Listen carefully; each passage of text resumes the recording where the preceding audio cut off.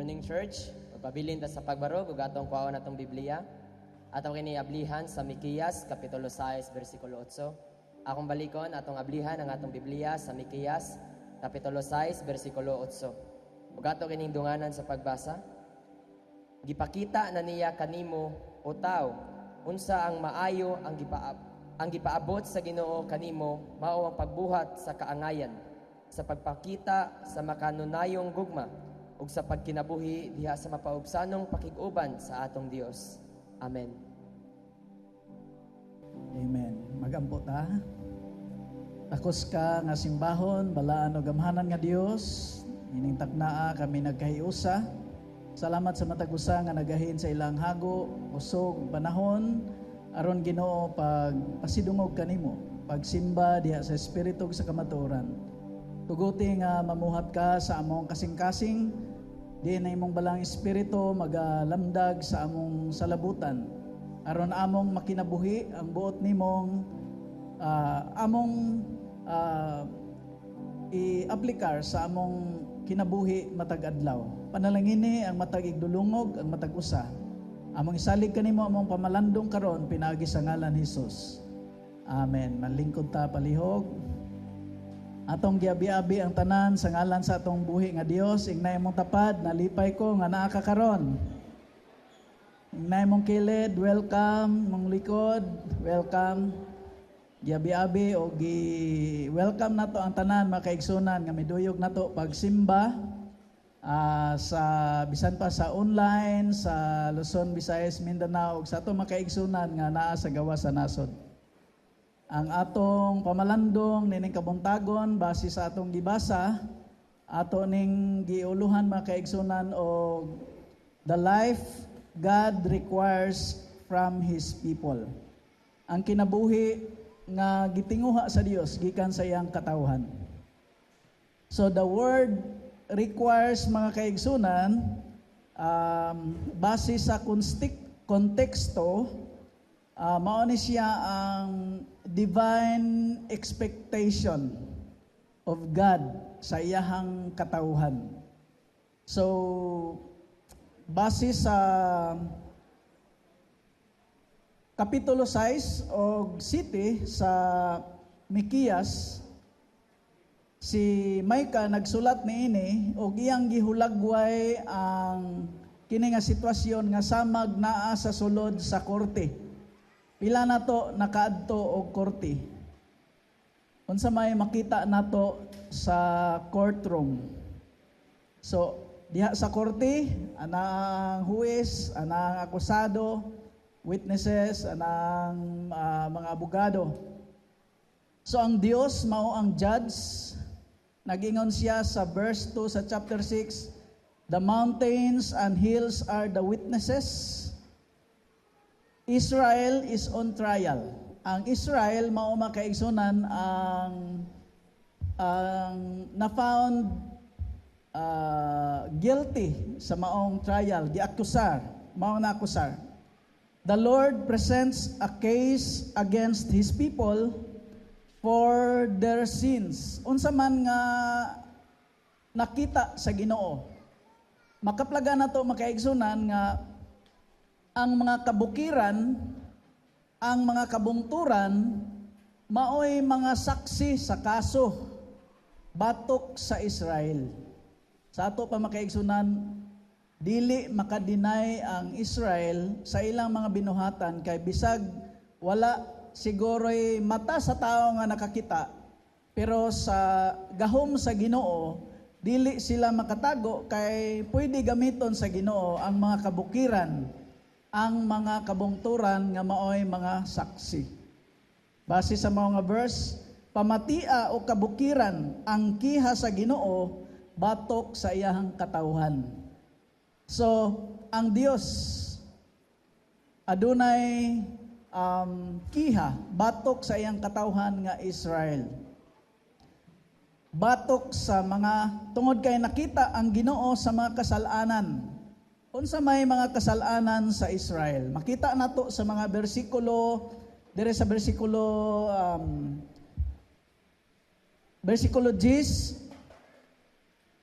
nagtigom sila o og mga bahandi nga kinawat, ang ilang mga timbangan tikasan dili husto, ang ilang verse 12 gipanapi sa mga dato ang kabos, gibakakon, dunay panaglimbungay o pagpamakat. Versikulo 16, gisunod nila ang daotang mga buhat ni Omre. Unsa man di buhat ni Omre sa verse 16? Makita nato na makaigsunan sa 1 Kings chapter 16 verse 25 to 26 nga si Omre usa ka hari nga labaw pa kadautan sa tanang mga hari nga naguna kaniya. So unsa man day binuhatan ni Omri?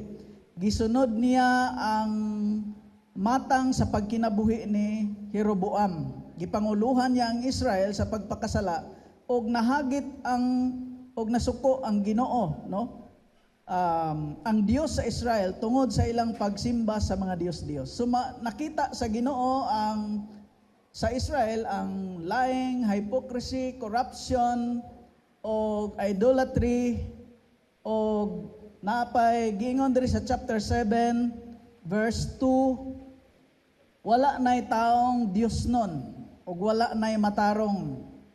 Verse 3, hanas sila nga mubuhat og daotan, o maghuhukom ang mga maghuhukom, mangayog suborno. So dunay bribery mga kaigsunan. Injustice, bribery.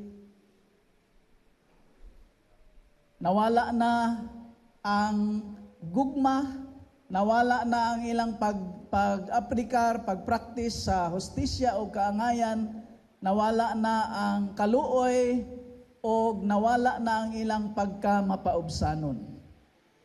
So maunang ang Dios nangutana sa Israel, what have I done to you? Nangutana ang Dios kung atong mabasa dire sa bersikulo 3, unsa bay nahimo ko kaninyo o katawhan ko, nganong gipul-an naman kamo kanako? So during the cross examination, ang Dios nangutana sa Israel, nganong inyo man kong gibiyaan? Mga igsoon, mangitaon gyud ta sa Ginoo kung mubiya ta sa Ginoo. Amen. Kumusta man ka karon mga kaigsunan? Salamat sa Ginoo nga ingnay mo tapad. Kumusta ka? Ingna nga ayaw biya sa Ginoo kay pangitaon jud ka.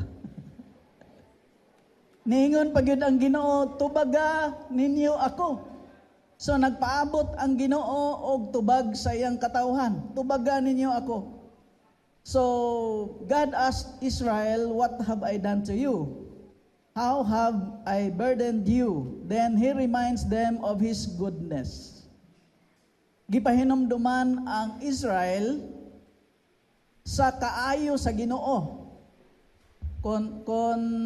Unsa may kaayo sa Ginoo, sumada diri makaigsunan, giunsa sa Dios pag luwas ang Israel gikan sa ilahang pagkaulipon sa Ehipto, gikan sa ilahang pagkalisod-lisod, pagkaulipon nila sa Ehipto, sa ilahang pagpugos nila patrabaho dito sa Ehipto nga way klarong kaon. Pero tungod sa gugma og kaluoy sa Dios, gipadad-an sila og mga leaders aron sila mugiya og makasinati sila og kagawasan sa kaulipnan. Mura og gipangutana sila sa Ginoo, sa akong gibuhat ninyo nga kaayo nga kamo akong gipalingkawas, nakalimot na mo nako.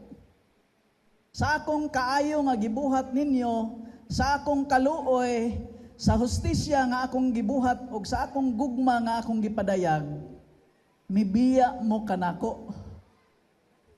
Maoning panahon sa worship time ni Propeta Mikias, nagpadayag ang Dios kaniya o nangutana si Mikias, Lord, unsa may among buhaton aron pasaylo kami sa among mga sala. Maghalad ba mig libuan ka mga karniro tungod kay sa unang panahon kung makasala sila batok sa Dios ang nasod, maghalad sila. Mingon siya, maghalad ba mig libuan ka karniro aron mapasig-uli mi?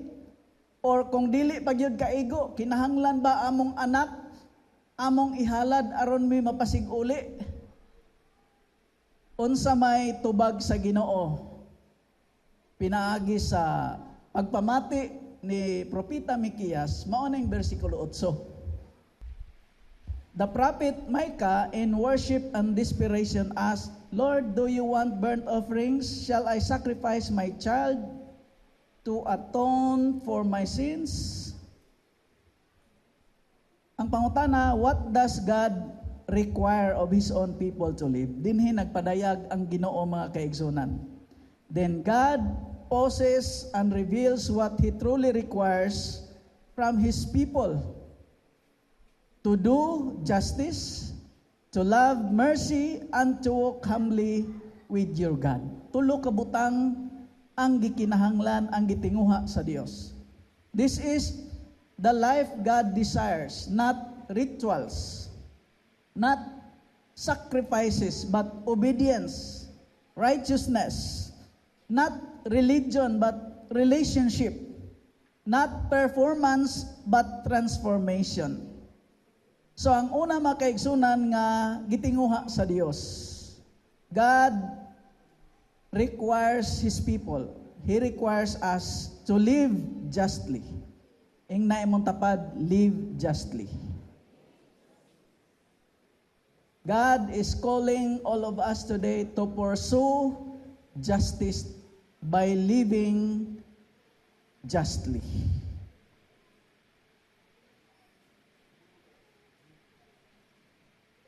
To live justly means to do what is right according to God's standards, not man's suggestions or opinions.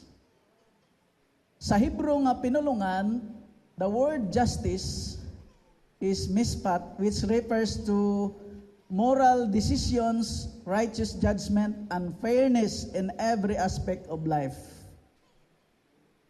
Maunang na ang God requires us to do justice consistently, not occasionally, and to do what is right even when it costs. So ang verb nga require gibahig sa grammatical arrangement sa Hebrew nga pinulungan, nagsuggest na siya og continuous action. Sa ato pa, tungod kay wala man siya mohunong, nagpadayon kanang naang requirement sa Ginoo hangtod karon sa iyang katawhan. Amen ba? Tungod kay nagpadayon man siya sa paagi sa pagsulat, kanang naang tinguha sa Dios, wala mohunong ngadto sa Israelinhon lang kundili hangtod karon para sa iyang katawhan. Makaingon baka nga ikaw kabahin sa katawhan sa Dios. So ing na imo tapan apil di ita ni. Apil di ita giingnan sa Ginoo nga maglakaw ug magkinabuhi ta sa hustisya nga may kaangayan.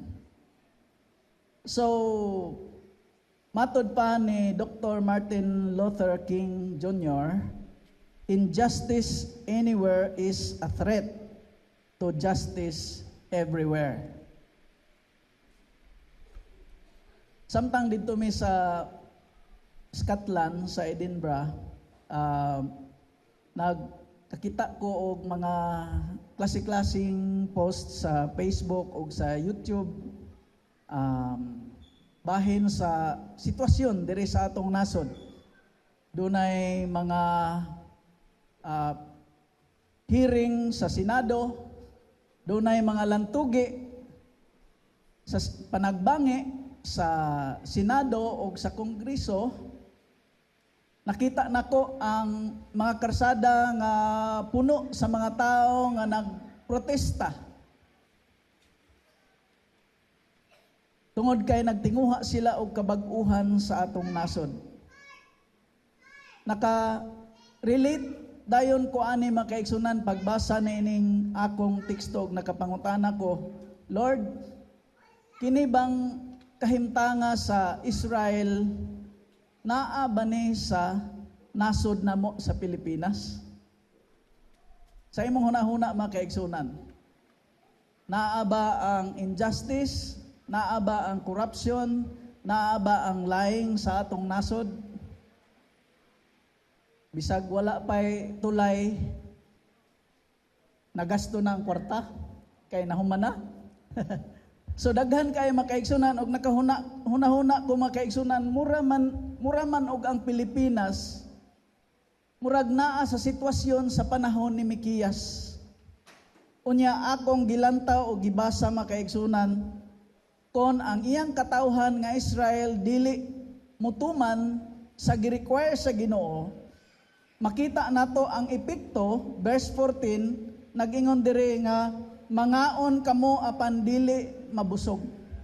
Pila may nakasuway og kanang daghan kay gikaon pa, pero pagkahuman og kaon bisag nakahurot na og sa kaplatong humba murag gutom gyapon, no? Bisag naka kaona og kanang ikog sa litson, dunggan sa litson, murag kulang ra man gihapon bisag niburot ng tiyan.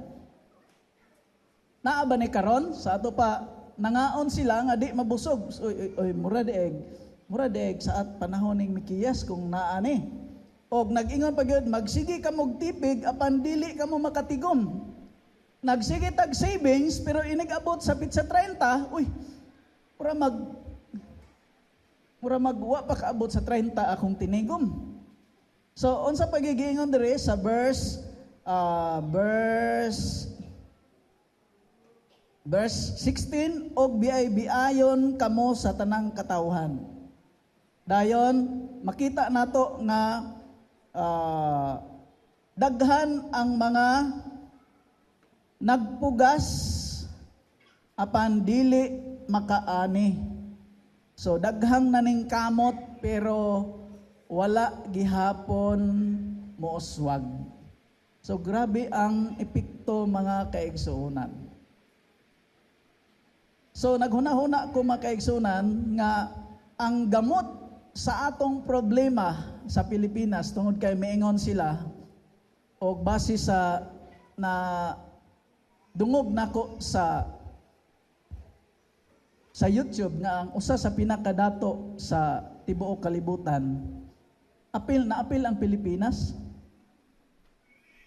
Ngano man, una, rich kayo ta og mga resources. Kung kana lang mineral nga naa sa Philippine Deep sa Surigao, makuha na siya, parting daghana, millions of barrels sa deuterium, kanang pinaka-refine nga fuel para sa eroplano. O kana porting mahala. Kana lang diyang dapita. Wala pa'y lain ang ubang lugar nga mga resources nga naa sa Pilipinas. Unya, doon na pa'y mga wealth, mga hidden wealth nga wala pa ma-discovery naa sa Pilipinas. So makaigsunan, naghuna-huna ko nga ang problema dili ekonomiya kundi sala. The problem is not poverty but sin. Like the sin of Omri in 1 Kings chapter 16 verse 25 to 26. Nga may resulta og kadalo. May resulta og selfishness. May resulta og kamatay. So daghan pang resulta, epekto. So we cannot live justly until we understand that true justice was fulfilled on the cross, where Jesus bore the punishment for our sins. That's justice God accepts. Sa pangutana ni Propeta Mikiyas, Lord, naa na ba'y hustisya kung bayaran na mo ang among sala aron may mapasaylo? Libuan ka karniro or bisag ihalad na mo ang mga anak, naa na ba'y hustisya? Pero kung atong basahon mga kaigsunan, ang Mikiyas naghisgot ni sa umaabot nga Mesiyas nga malansang sa cross aron ang iyang katawhan makadawat sa tinuod nga hustisya. Kay ang nadawat nga hustisya sa Dios mao ang bayad sa atong kasalanan nga gihimo ni Ginoong Hesus didto sa krus sa Kalbaryo. Kung ang Israel nakasinati sa kaayo sa Dios nga giluwas sila gikan sa kaulipnan, kita karon mga kaigsunan gipasinati ta sa Ginoo nga madeliver ta sa atong kasalanan pinaagi ni Ginoong Hesus didto sa krus sa Kalbaryo, and that is justice that God accepts. Amen? We don't earn forgiveness through rituals or unsa pa nga mga klase nga pagsimba nga naay mga pagsakripisyo nga walay tinud-anay nga kabag-uhan sa kasing-kasing. Kay dili ta ka kinabuhi og hustisya kung kita wala makadawat og tinuod nga hustisya. Wala ta kasinati sa hustisya. Ang hustisya nga gidawat sa Dios ang gihimo ni Ginoong Hesus didto sa krus sa Kalbaryo. Nga kitang tanan nakasinati sa kaayo, sa gugma, sa kapasayloan sa atong mga kasalanan. So kining ni ang unang punto nga gitinguha sa Dios. Nagdasig kanato to do what is right even when it's hard. To live by God's moral standard, not society's suggestions or values and principles. Tungod kay dunay usab-usab nga mga values and principles sa kalibutanong sistema. Nga usahay ang sakto maoy sayop ug ang sayop maoy sakto, ang inosente maoy mapriso, ang kriminal maoy nabuhi. Mao nang naang importante mo basa tas pulong sa Ginoo kay mao ni ang atong moral standard of righteous living. Atong hatagan ang Ginoo sa masipang pasalamat. Sa diha nga kita makasinati sa hustisya o kaangayan, grasya o kaluoy sa Dios, we can easily stand up for justice para sa mga oppressed, para sa mga vulnerable, and you can easily reject corruption sa atong mga sistema nga gi-practice sa atong sistema sa atong nasod. Ang ikaduha mga kaigsunan nga gitinguha sa Dios, God requires His people to love mercy. Tungod kay nagpadayon kini, walay hunong, it is continuous action. God requires us to love mercy. Ingna mo tapad, love mercy. I always love mercy. Dili tungod kay ang ngalan sa kong asawa Mercy mo nang required yun ko nga mo love ni Mercy. So to love mercy is not about feelings. It's about loyal and committed kindness. Sa Hebrew nga pinulungan, that flows from a heart transformed by God's grace. So loving mercy means we show compassion to others not because they deserve it, but because we didn't deserve it either. Pila na to na hinumdum sa istorya sa prodigal son. Ang katong anak nga mausikon nga may hangyo sa iyang papa nga, pa, gusto na kong maglain o ako nang kuhaon ang akong bahin sa katigayunan o unya sa diha nga mihangyo siya ang amahan mitugot rapod nga iyang ihatag tungod kay gikuha na sa kamanghuran ang iyahang bahin. Ug ang kamanghuran milakaw ug unya giwaldas niya sa mga kalingawan, kalipayan hangtod nga sa mga bisyo na hurot ang iyahang bahandi. Diin sa layo nga lugar miabot ang gutom o nangita siya trabaho hangtod nga nakatrabaho siya sa babuyan ug tungod sa kagutom naninguha na lang siya nga makagsalo sa baboy, mukaon sa pagkaon sa baboy. Ug tungod kay kakuyapo naman siya alimgat siya nga sa ilahang balay buhong kay sa pagkaon. Bisan ang mga katabang wala nagproblema og pagkaon pero siya nagantos sa kagutom. Mao tong mihimo siya desisyon, naghuna-huna siya nga mobalik lang ako sa amo og muingon ko sa akong papa, pasaylo ako, ayaw na lang ko isipa imong anak. Og sa diha nga mihimo siya og resolusyon og desisyon, may uli siya sa ilang balay nga luoy kaayo. Samtang sa dugay nga panahon ang amahan nangandoy pod nga makakita sa iyang anak. Layo pagani kayo siya makaigsuunan. Nailhan na siya sa iyang amahan og unya gisugat siya sa iyang amahan og pagtagbo nila gigakos niya. Nganong gigakos man niya iyang anak nga nawala? Tungod kay sa balaod sa Old Testament kana diyeng pagkuha sa bahin sa anak nga buhi pa ang amahan, supak na sa ilang balaod, insulto o kinahanglan na siyang patyon. Mao nang pag-uli mga kaigsunan, giunhan sa amahan o gakos aron kung batuon siya sa mga tao. Ang amahan mo'y unang maigo og mapanalipdan iyang anak.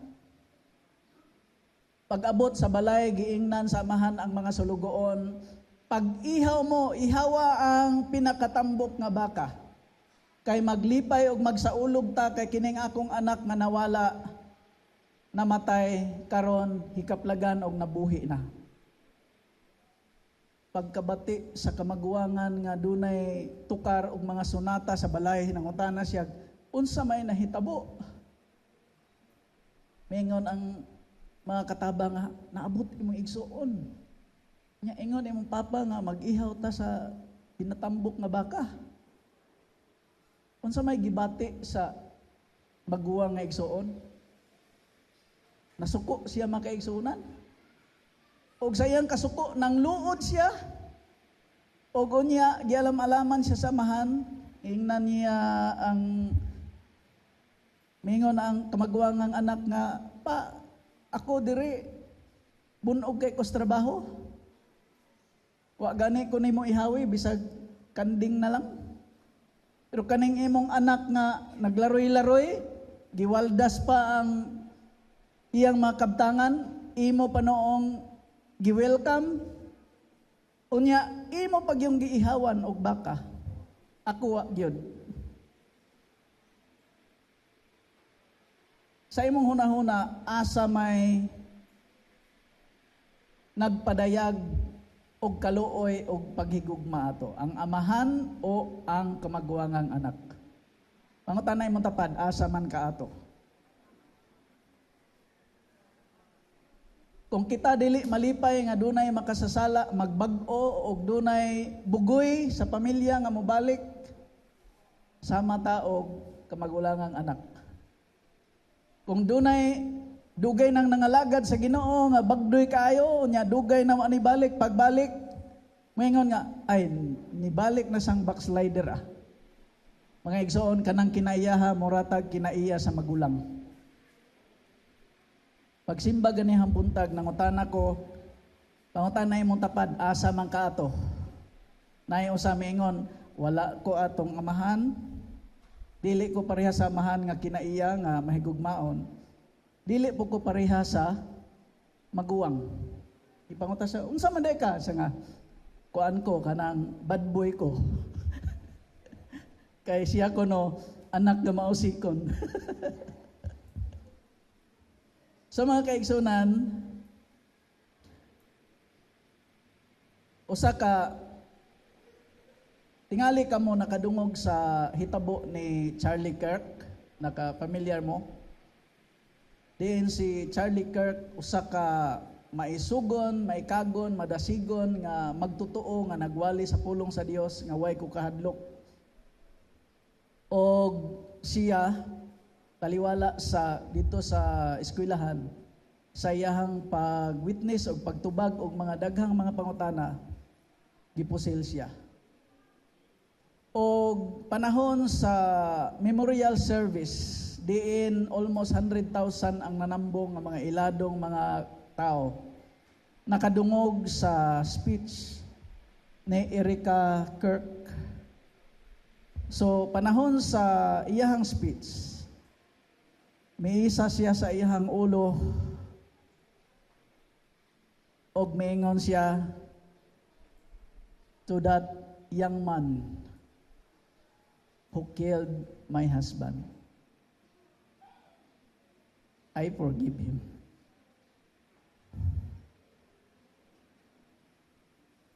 Ikaw mga igsoon, kaya na nimo?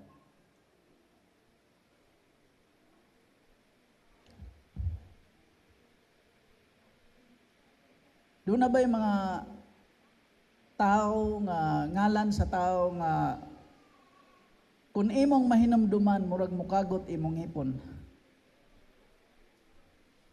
Nga nagpasakit nimo, gikan pa sa imong pagkagamay, pag-eskwela, hangtod ka niabot karon nga kung mahinumduman nimo siya,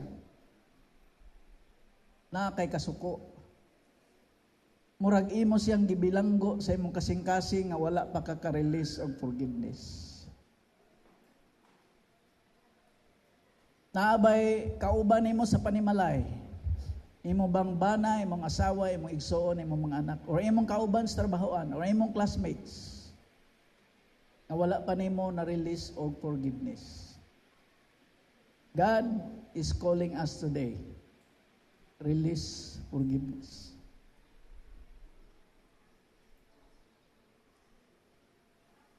Ingna yung tapad, pasayloan na.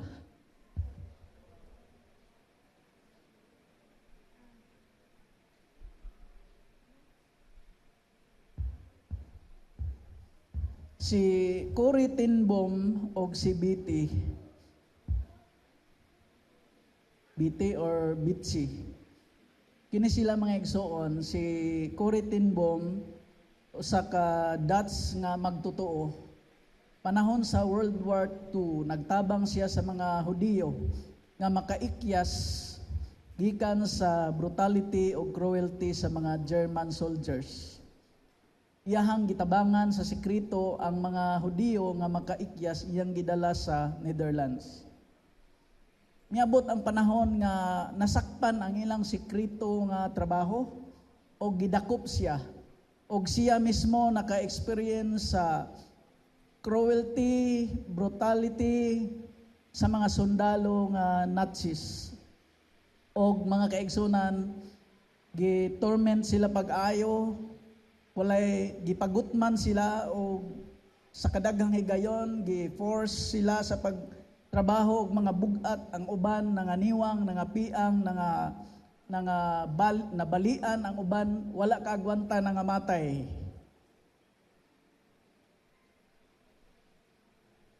Dito sa concentration camp, si Corrie ten Boom, sikrito usab nga nagdasig sa mga tao, mga piniriso, pinaagi sa pulong sa Dios. Nagampo siya, og human sa gubat, siya ang usa sa survivor. Nagwali siya, kabahin og forgiveness.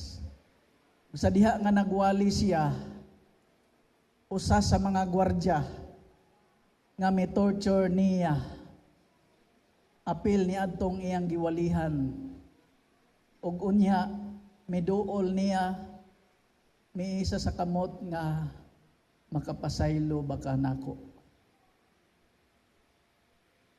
Murag na frozen si Corrie ten Boom, ug unya nagampo siya sa Ginoo. hangtod nga human siya nagampo na isa iyang kamot, maingon siya, I forgive you. Ug didto nagsugod, nabati niya ang grasya, gugma sa Ginoo nga tinud-anay kay sa iyang kaugalingon dili niya kaya, pero pinaagi sa tabang ug sa gugma sa Dios, sa Holy Spirit, naka-release siya og forgiveness. Amen? So this is mercy not based on emotion, but based on empowered obedience sa Holy Spirit, sa mando sa Holy Spirit. So ang pangutana nato nga, who do you need to forgive this week before Jesus comes? Doon na ba'y tao nga gisulti sa Ginoo nimo karon nga imong pasayloon tadi pa mo balik si Ginoong Hesus? Mga estudyante, naa ba kay kasilo sa imong classmates, sa imong maestra, mga maestra, naa ba mo'y kasilo sa imong estudyante, mga ginikanan? Mga workers, naa ba mo'y kasilo sa imong kauban sa trabaho, sa imong supervisor? Or gikan pa sa unang panahon, mga anak, kasilo sa ginikanan? Before Jesus comes, ang awhag sa Ginoo, God requires us to love mercy. Ingnan mo tapad, love mercy. Show kindness even when it's not convenient. Be generous even to those who don't deserve it. Let mercy guide your relationships, your reactions, your words. Tungod kay God wants and require you to be merciful and forgiving toward others, just as He had been good and merciful, forgiving toward you. Amen. Atong hatagan na Ginoo sa masipang pasalamat. Ang last mga kaigsunan nga punto is, God requires His people to walk humbly with Him. God requires us nga maglakaw ta nga mapainobsanon uban kaniya. To walk humbly is to live in constant dependence on God, not in pride, self-reliance, or arrogance. Ang Hebrew nga pinulungan tiana means to walk with humility, modesty, submission. So, modestly and humbly trust God. Not proudly or arrogantly, but free from egotism, boastfulness, and pretension. So it suggests daily dependence on God. It's saying, Lord, not my will, but yours be done. Kanang mag-drive may magsakay may padong sa siyudad. Usahay si Sister Mercy, nasa akong tapad, siya akong pasahero, ako yung driver. Siya maingon nga, ari taagi. Maingon po ko, ari lang taagi. May ganahan man siya ari diri sa dili sa SRP. Ganahan sa diri sa kay dili ko nakusog ang dagan. En ko nga tanaw ra gud ni ang Google o puwa ka istanan ang kalsada, nagpasabot nga kanang hinay kaayo ang movement sa mga sakyanan. Pero naay panahon makaigsunan nga ako siyang uyunan, napoy panahon nga mo-insist ko labi na og magdali mi. Sa atong kinabuhi, ang Ginoo ba mo'y driver sa atong kinabuhi? Pangutan-nay mo tapad, kinsay magbuot sa journey sa imong kinabuhi? Gikan sa Lunes hangtod sa Domingo, ikaw o ang Ginoo? Di ba kami nga, Lord, Monday to Saturday, ako lay driver ha. Ikaw lang sa Domingo. Ana ba mga igsoon na itong kinabuhi? Lord, your will be done during Sunday morning. Sunday afternoon up to Saturday, ako'y drive. Ingnay matapad, ayaw ilogi o dribanan ang Ginoo. tuguti ang Dios nga maoy modumala sa atong kinabuhi. God is God. No, it also means that recognizing God is God, we are not. His will over our plans, His word over our feelings. Matod pa sa James chapter 4, versikulo 6 nga, God resists the proud but gives grace to the humble. Nganong magmapainobsanon ta tungod kay sa Juan 15:5, ingon si Jesus, "For apart from me, you can do nothing." Gawas kanako, wala gyud mo'y mahimo. Wa ba gyud tay mahimo? Daghan man kay tagihimo, pero bisag unsa kadaghan sa atong gihimo kon dili nimo i-appeal nga mahimong kabahin ang Dios sa imong kinabuhi, nothing raday ni atubangan sa Ginoo. Mao nang importante ang atong pagpaubos kauban ang Ginoo. Amen.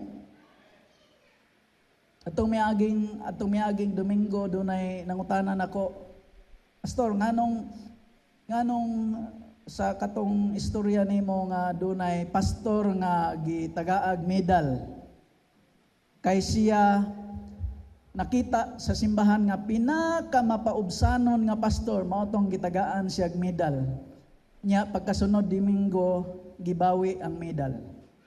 Wa ko kasabot ato, Pastor, ngano ganito? Ingko gibawi tong medal kay sige naman niya gisuot nga siya mapaubsanon. So humbleness is very costly. Once you've said it, you lose it. So mga kaigsunan, tinguha sa Dios nga magmapaubsanon ta, mupailalom ta sa iyahang kabubuton o plano o mando tungod kay wala tay mahimo kon wala siya. Ang tinuod nga success sa atong kinabuhi giniyahan sa pagmando naka-align sa perfect will of God. Usa ka British pastor, theologian, si Pastor John Stott, na kinaiya niya mga kaigsunan nga kada kadlawon sa buntag muluhod siya sa iyahang ludhanan og unya magampo siya hangtod na tigulang na kaayo siya makaigsunan. Ug ang kauban niya sa balay ng tana, Pastor, nganong imo manggid nang gibuhat? Miingon siya, I am a proud man, and I need to begin each day on my knees before God. Miingon siya nga, ako mapahitas-on nga tao o kinahanglan nga sugdan ako ang adlaw nga linuhod ang mga tuhod atubangan sa Dios. So mga kaigsunan, that is humility, not insecurity, but full confidence in God's sufficiency. Humility is not thinking less of yourself, but thinking yourself less. Matod pa ni C.S. Lewis. Dunay nag-tour mga kaigsunan dunay mga Bible school students, nag-tour sila sa seminaryo ni D.L. Moody sa D.L. Moody Theology School, o sa diha nga na mauli na ang mga estudyante, dunay kulang nga pasahero sa bus. Og ilang gipangita kinsa ang kulang, og gibalik nila didto sa eskwelahan, dito sa museum mga kaigsunan, nakita nila si Billy miadto sa room ni D.L. Moody, diin ang kanang lugar nga ludhanan panahon nga magampo si D.L. Moody mi piyahok na bitaw, mi piyahok na tungod sa sigi og linuhod. Og unya si Billy nakaplagan nga tua didto nagluhod, og ang iyang prayer nagingon, "Do it again, Lord." Kay si D.L. Moody gigamit sa unang panahon, sa iyang panahon, sa dakong revival kabahin sa pagpangalagad sa Ginoo. Mauna makaigsunan si Billy Graham, ang usa ka pasahero nga gigamit sa Ginoo.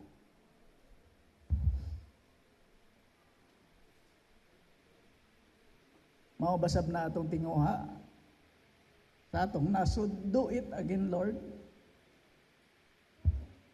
Nga makasinati tag kabag-uhan, kaayuhan sa atong nasod. Ang Dios nag-ingon sa Kronikas nga, "If my people shall humble themselves and pray."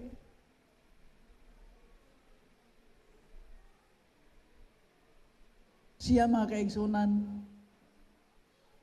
nga naa sa langit, mupasaylo sa atong mga sala, muayo sa atong yuta. Unsa may nahitabo sa atong yuta karon? Gipang tayog, gipang bagyo, gipang baha. Kita mga kaigsunan as a church, God is calling us as church to intercede for our nation. Do not blame Malacanang or the Senate or the congressman. Ang kabag-uhan magsugod sa kasing-kasing, uban sa piniko nga tuhod, uban sa mapasayloon nga kasing-kasing. Dili ta ka implement og kaangayan sa uban, hustisya, pagigugma og kaluoy kun wala nato madawat ang tinuod nga hustisya, grasya ni Ginoong Hesus dito sa cross.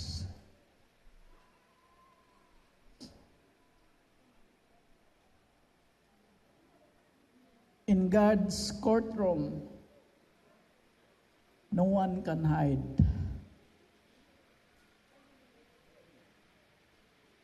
Kung ang atong nasod usa ka courtroom, walay natago niya. Kung sa atong simbahan, sa atong balay, sa atong trabahoan, appeal sa courtroom, walay natago niya. He sees the condition of every heart. He sees the condition of every sitio, every barangay, every town, every province, every building, every institution. Nakita niya mga kaigsunan. And God is not looking for more religiosity, rituals. He is looking for a willing, humble heart to submit under God's moral standards. Manindog ta mga kaigsunan. Kini nga mga major points nga gidesire, gitinguha sa Dios, dili lang ni sa panahon ni Micah ngadto sa mga Israelinon. I believe mga kaigsunan tungod kay kini nagpadayon, kini usab alang nato sa atong panahon karon. Mao ni ang tawag sa Dios sa atong sitwasyon sa hinapos nga kapanahunan. They are requirements from a loving holy God to pursue justice, to practice mercy, to walk humbly, because God is not seeking perfect people but surrendered lives. Andam ba nimo i-surrender ang imong kinabuhi sa Ginoo? Usaba ka maingon nga, Lord, dili nako kaya bayaran ang nahimo nga sala sa akong nasod o sa akong sala, but Lord, I will remember your goodness. Usaba ka nga musaad sa Ginoo tungod kay ang accusation sa Ginoo nga you have left me, you abandoned me. And God is asking, unsa may imong tugbang sa kaayo nga akong gihimo? Unsa may imong itugbang sa gihimo ni Ginoong Hesus dito sa Cross Calvario? And God is calling you to be an agent of justice, agent of love, agent of kindness. Ug nagtawag siya nga makig-uban ta niya to walk humbly samtang nagpaabot ta sa iyang pagbalik. As we sing this song, mga kaigsunan, tuguti nga mao ni imuhang panaad ngadto sa Dios nga dili ka mobiya niya, dili nimo siya isalikway. Dunay uban nga unya ra mo tawag sa Ginoo kung kusog ng linog pero og hinay ra gani dili gyud mo sangpit, pero kung kusog na kayo ay pa makahinumdom sa Ginoo. Akong gipanghinaot, mga kaigsunan, nga may linog og wala, may bagyo og wala, abundansya ang kinabuhi og dili, kanunay tang maglakaw nga suod og mapailubuan nga nagtinguha sa Dios. Nga Lord, wa gyud ko'y mahimo kung wala ka. Ikaw gyud akong gikinahanglan. I love you, Lord. Oh, your mercy never fails me, and all my days I've been held in your hand. From the moment that I wake up until I lay my head, oh, I will sing of the goodness of God. 'Cause all my life you have been faithful. Yes, God. Hinamdumi ang kayo sa Dios. All my life you have been so, so good. With every breath that I am able, oh, I will sing of your goodness, God.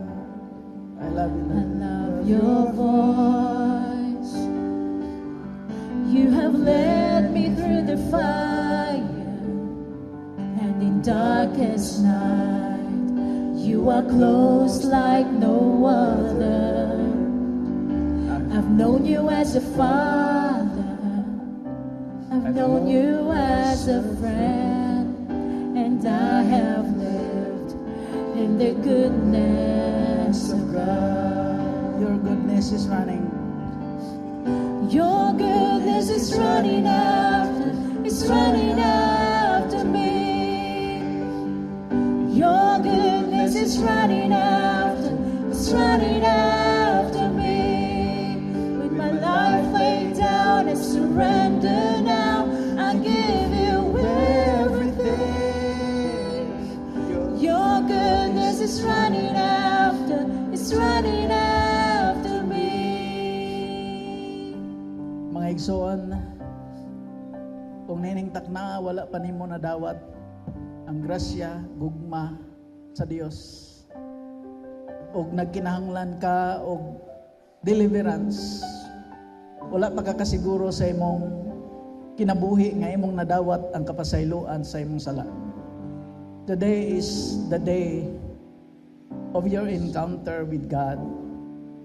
Today is the day of your salvation. Dili pa ulahi ang tanan. Kung karong takda gisultian ka sa Ginoo to show kindness, to show mercy, to love and release forgiveness sa imuhang mga gidumtan. Ayaw langaya, ayaw pagahiya imo kasing-kasing. Release forgiveness. And God is calling you to walk humbly with Him. Willing ba ka to be a justice bringer, mercy giver, humble worker? Mao ni atong tinguha, atong ibayaw atong kamot ngadto sa Dios. Balaan o gamahanan nga Dios, imong gihimo og imong gipakita og imong gipasinati ang imong kaayo, gugma o grasya. Din ang mismo imong bugtong anak wala nimong gihikaw og imo Ginoong gihatag aron kaming makasasala nga dili makabayad para mapasaylo among asala. Dunay dakong hostisya nga imong gidawat sa pag-ula ni Ginoong Hesus sa dugo dito sa Cross Calvario. Among gidawat Ginoo ang imuhang dakong grasya, ang imong bugtong anak uban ang pagtuo. Kami nagapangamuyo ug nagapasalamat sa kaluwasan nga gitanyag sa among pagdawat kaniya. We pray for the Holy Spirit to help us how to live out the things you required, the things you want us to live in these last days. Father, nagaampo kami mahimo kaming ang among kinabuhi mamarkahan sa kinaiya nga dunay kaangayan, that our lives will be marked by justice, soaked in mercy, grounded in humble dependence on you sa tanang mga higayon panahon. Doon na may kalamidad o wala, andam kami kanunay. Kung doon ay mga crisis, doon ay mga kalisod, doon ay mga difficulties, tuguting ang imong mga kaanakan taliwala sa kalisod, makabarog na madaugon, malambuon, malampuson, tungod sa imuhang grasya o kaluoy. Salamat nga imo kaming gitawag, nga mahimo kaming change agent, nga mahimong kabahin sa imong misyon, aron among madala og masangyaw ang imong hustisya, kaangayan og pagkamapainobsanon, pagkabuot sa mga oppressed, sa mga vulnerable, nga mga kinabuhi, mga nawad-an og paglaom. Panalangini ang matag kasing-kasing karon, lig-una sila, dasiga sila, uban ang kadagaya, kalinaw, kalipay sa balang Espiritu. Sa ngalan ni Jesus. Amen, amen. Kaya itong ibaya itong kamot sa pasalamat sa Ginoo. Balaan o gamahanan nga Dios, takos kang pasidunggan, pasalamatan. Kay ikaw ang Dios nga tagiya sa among kinabuhi. Ila kami nga wala gid ni mahimo kung wala ka busa Ginoo. Kami hatod sa tanang pasidungog, pasalamat kay imo ang tanang kadato, husog, ang himaya, imo lamang o Dios. Busa salamat sa imong pagtipig sa matag usa, sa imong pagpalambo sa matag usa, ang gugma sa amahan, ang grasya ni Ginoong Hesus, ang kalinaw kalipay sa balang Espiritu masinati gikan sa labing gagmay hanto sa labing hamtong. Ang tanan magaingon, amen. Maayong buntag sa tanan, ang Dios magpanalangin.